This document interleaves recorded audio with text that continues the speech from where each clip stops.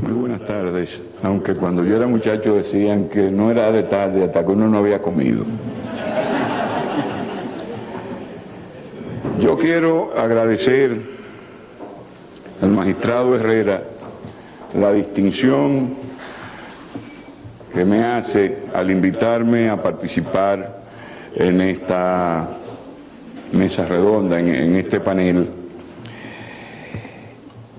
básicamente en razón de que me lleva a los tiempos en los cuales dediqué muy buena parte de mi tiempo a la academia, fundamentalmente a la docencia, que estuvo vinculada durante unos 20 años o quizás más a lo que entonces eran las asignaturas del área penal, derecho penal especial, y en la última etapa en la Universidad Iberoamericana, derecho procesal penal. Pero además le agradezco esta invitación por haberme dado la oportunidad de escuchar esas dos magníficas presentaciones que me precedieron y que me validan en el pensamiento que he expresado en algunas ocasiones respecto de la calidad de los nuevos profesionales del derecho de la República Dominicana y fundamentalmente también dentro de esos profesionales, los jueces del actual sistema. Haber tenido la oportunidad de escucharlos, de compartir, de ver lo acucioso que resultan sus planteamientos y que revelan una formación envidiable, ha sido para mí una magnífica y grata experiencia. Como ya se ha dicho, me corresponde hacer un comentario, y más que un comentario, la relación de qué trae el nuevo Código Penal en su libro tercero, que está dedicado a las infracciones contra los bienes y la propiedad. Es la denominación que el legislador actual ha dado a este libro, en lo que antes de manera más genérica se hablaba de infracciones contra la propiedad. Y yo pienso, y adelanto este juicio, que uno de las partes mejor trabajadas de este Código Penal es este libro tercero, porque realmente hay innovaciones importantes, modificaciones igualmente importantes en áreas que estaban dejadas mucho a la decisión de los jueces sin que hubieran precisiones concretas en la norma, precisiones concretas en la ley. Empiezo por llamar la atención sobre ustedes en que este libro tercero, que como dije está denominado Infracciones contra los bienes y la propiedad, se divide en dos títulos, uno dedicado a las apropiaciones fraudulentas y el otro dedicado a las infracciones contra los bienes. En el caso de las apropiaciones fraudulentas, la infracción básica de este apartado es justamente el robo. Y se contempla dos modalidades de robo, lo mismo que ocurría en el código, o que ocurre en el Código Penal vigente, aunque como veremos en su momento, con modalidades diferentes, sobre todo en lo que son los tipos que permiten la agravación de esta infracción. Entonces hay y al igual, repito, que en el Código Penal vigente, una noción de robo simple y una noción de robo agravado. Pero se le agrega entonces, y aquí es una de las partes también más innovadoras de este texto, los negocios fraudulentos y el cuatrerismo. Veamos entonces, sí, rápidamente lo que tiene que ver con el robo. Y empieza por darnos una noción genérica de robo a propósito de la incriminación del robo simple, que es la de sustracción por cualquier medio y de modo fraudulento de las cosas que pertenecen parcial o totalmente a otra persona. ¿Dónde hay novedad en esta fórmula? Primero, cuando habla de la sustracción por cualquier medio. No estaba previsto con esas consideraciones o con esa amplitud, o no está previsto en el Código Penal vigente, y ya de por sí hay aquí un avance en cuanto a la posibilidad de perseguir actuaciones, de perseguir conductas sin que se tenga en cuenta o sin que se encontrar las limitaciones de un medio determinado. Y lo otro que vale la pena resaltar es que la cosa debe pertenecer a otra persona, pero puede ser una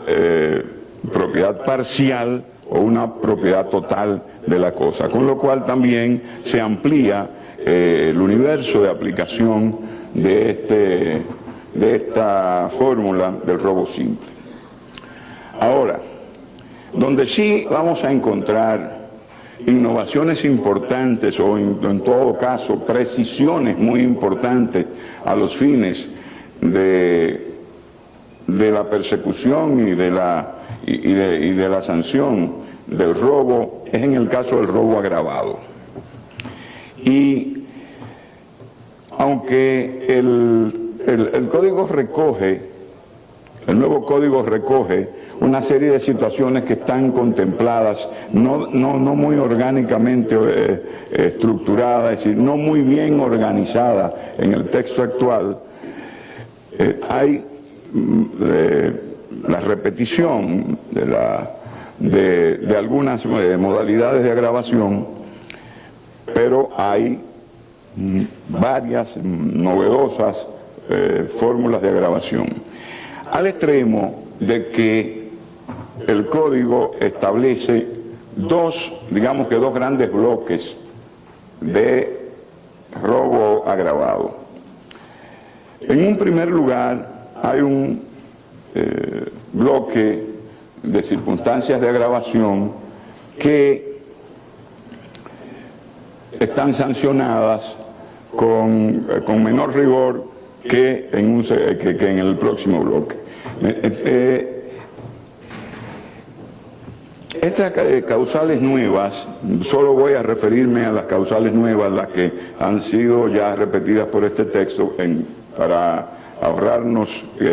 tiempo, no las voy a mencionar. ¿Cuáles son estas circunstancias de agravación para el robo? En primer lugar, la utilización de vehículos de motor o cualquier otro medio de transporte de motor destinado o no al transporte de pasajeros. Es decir, que el robo se cometa aprovechando o facilitándolo con la participación, la utilización de vehículos de motor, constituye entonces una circunstancia de agravación. Que el robo se cometa en una terminal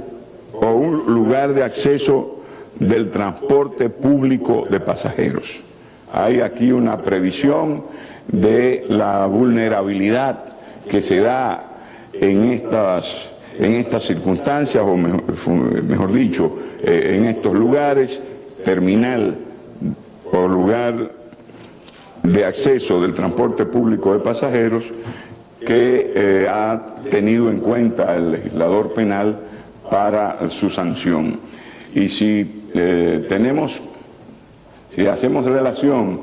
con la situación de caos que prácticamente caracteriza a estos lugares, es obvio que la preocupación del legislador ha sido una preocupación inteligente, aunque será la dinámica de los procesos sobre esta materia los que van a determinar la eficacia real de haberlo incorporado como causa agravante. En otro de los apartados, la agravación tiene que ver con el objeto robado. Y fíjense de qué manera tan particular, porque es una lesión a unas economías muy particulares y sobre todo de gran importancia para sus propietarios. El objeto, cuando ha tenido como objeto el robo de aves de corral, de colmenas, de conejos, peces de estanques o peceras, o cosecha en pie o ya desprendida del suelo, piedras de canteras, ya sea para provecho propio, para comercio o para consumo. Es decir, cuando el objeto robado cae dentro de estas consideraciones, dentro de estas definiciones, entonces hay un robo agravado.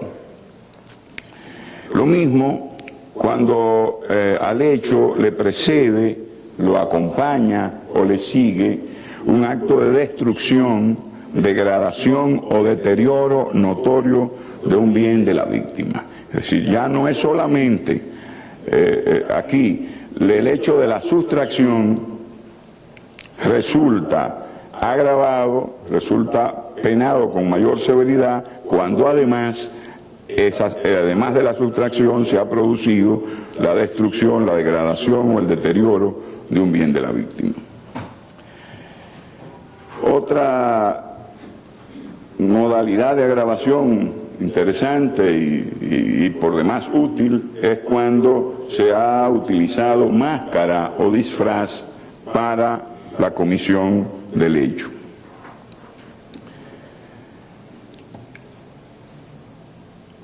Igualmente, cuando el lugar del hecho está destinado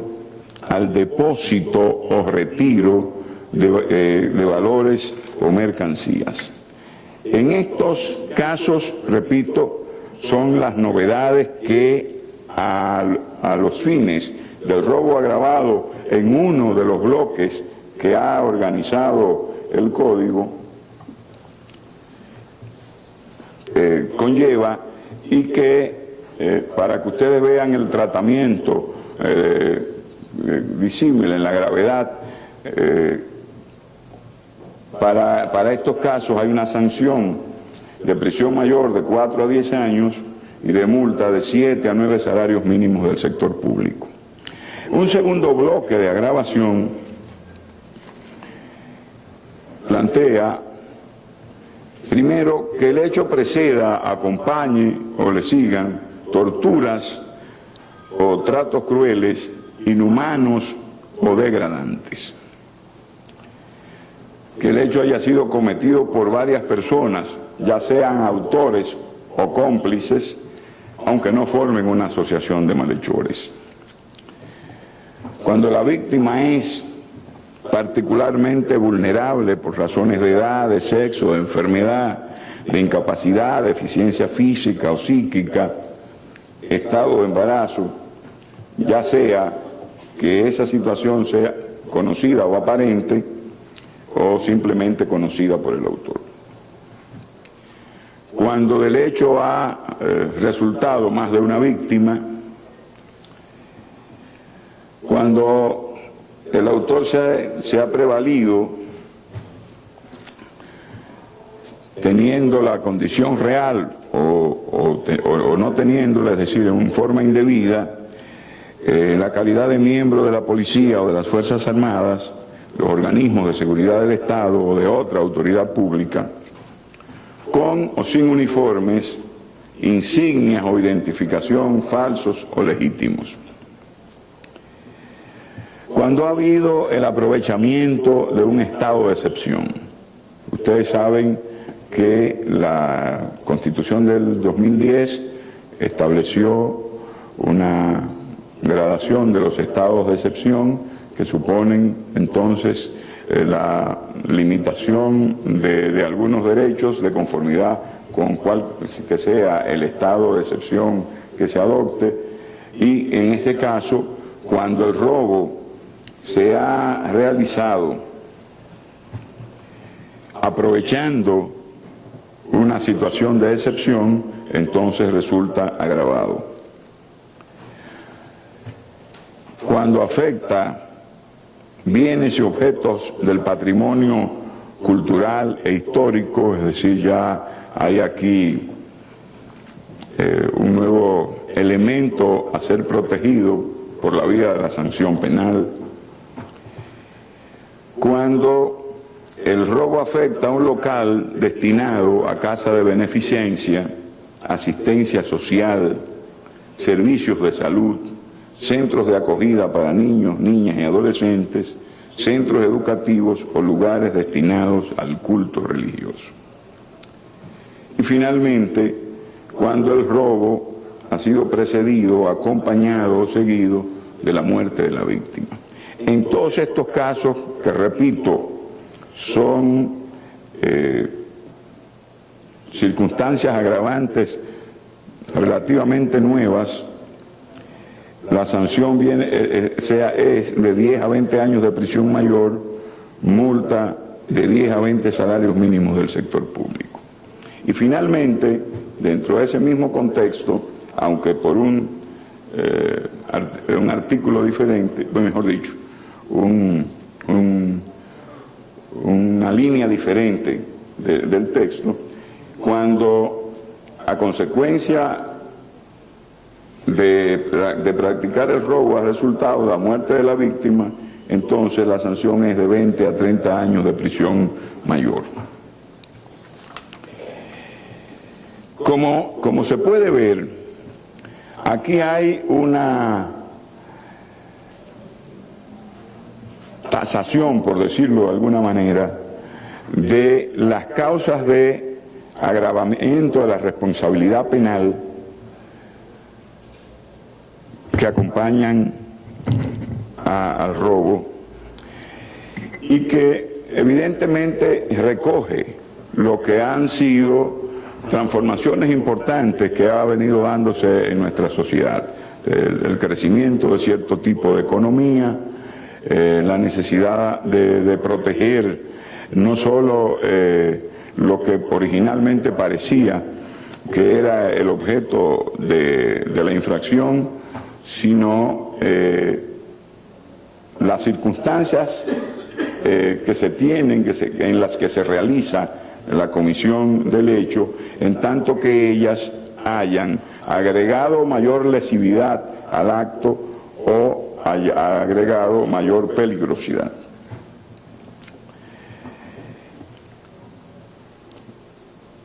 Aparte de esas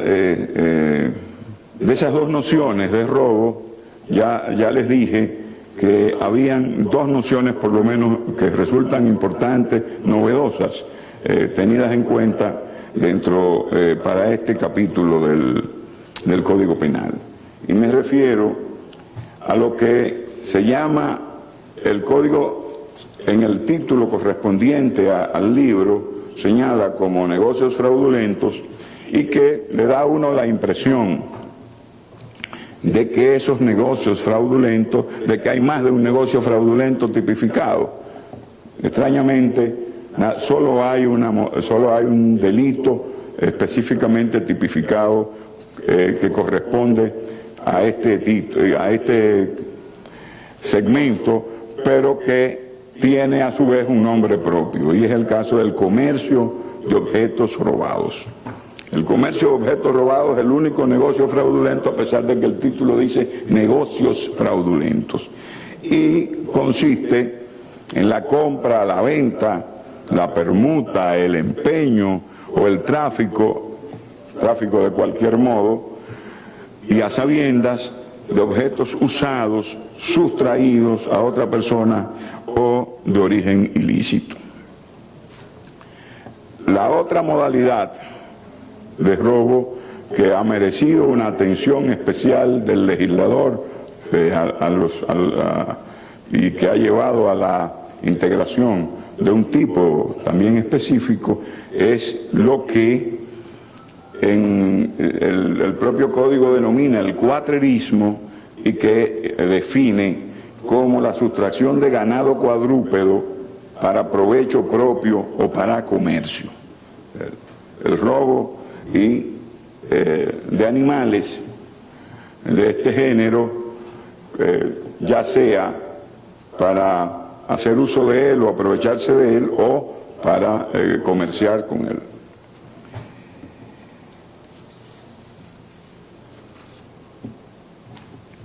Dentro de este capítulo están también dos grandes infracciones que estaban, o mejor dicho, que están en el Código Penal vigente y que no había tenido una suficiente elaboración en el texto del Código como para concretar con límites bien establecidos estas infracciones. Me refiero a la extorsión y al chantaje. En este caso, el nuevo código define la extorsión y dice que es el hecho de obtener, mediante el uso de violencias, amenazas de violencia o constreñimiento, la firma o entrega de un documento, y añade, o de cualquier soporte de la expresión del pensamiento que contenga u opere obligación, disposición o descargo, la revelación de un secreto o la entrega de valores o fondos o de un bien. Hay entonces aquí un espectro amplio de lo que pueden ser, de lo que puede entrar en la penalidad prevista para la extorsión. El chantaje, y en la legislación e incluso en la misma jurisprudencia había siempre una especie de confusión entre uno y otro término, y a veces parecían sinónimos o parecían que habían sido utilizados como sinónimos. Aquí queda ya bien establecido ambas infracciones con su propia fisonomía. El chantaje significa obtener la entrega de fondos o de valores o la firma o entrega de documentos mediante la amenaza de revelar o de imputar a otra persona hechos que puedan lesionar su honor o su consideración. Y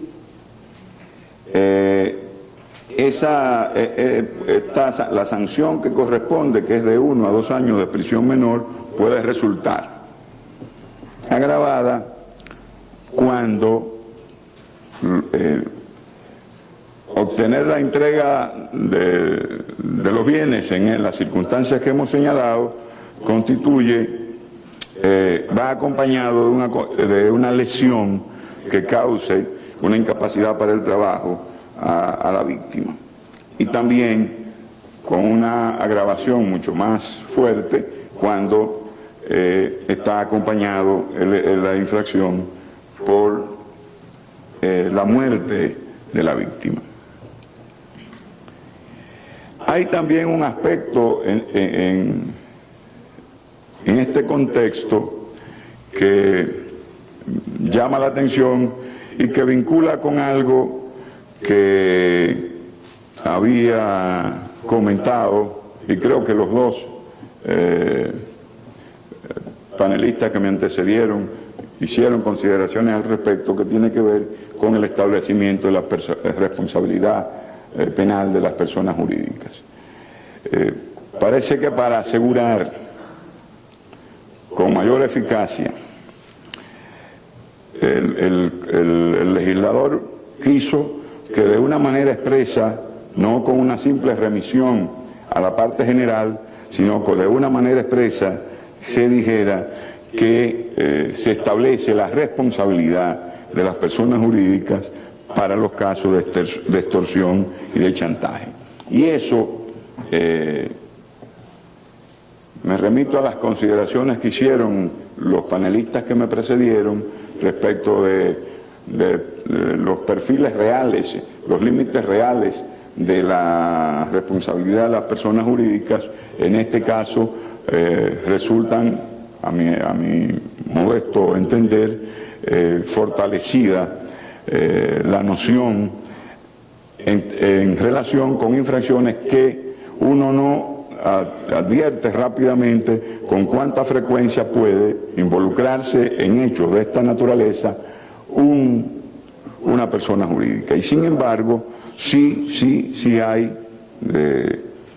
muchas posibilidades y eso es lo que ha tenido en cuenta el legislador para puntualizar, para precisar en estos casos la posibilidad de la responsabilidad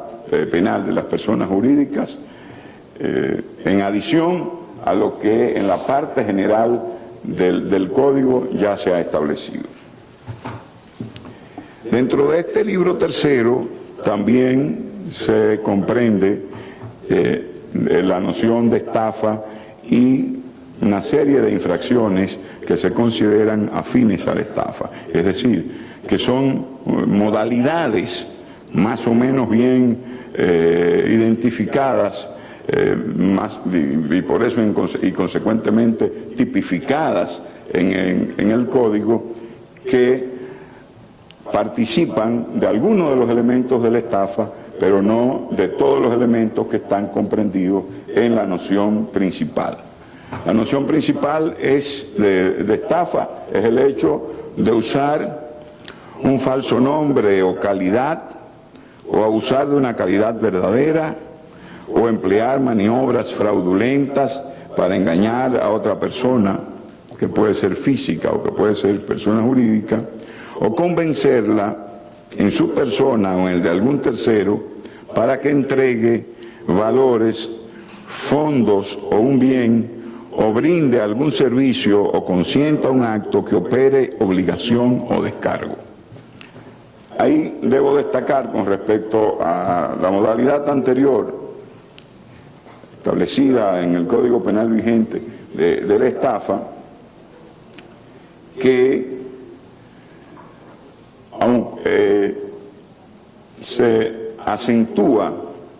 que no es solo usar un falso nombre, sino también un falso nombre o calidad, o abusar de una calidad verdadera, es decir, alegar una calidad que realmente se tiene, pero que no opera en su alcance como para justificar que se requiera la entrega de valores, de fondos o de bienes. Y lo mismo, destacar de esta noción la parte final del texto, que habla de que se requiera la entrega de valores, fondos, un bien, o se brinde algún servicio o se consienta un acto que opere obligación o descargo. Fundamentalmente aquí lo novedoso tiene que ver con el caso de que las acciones de estafa estén dirigidas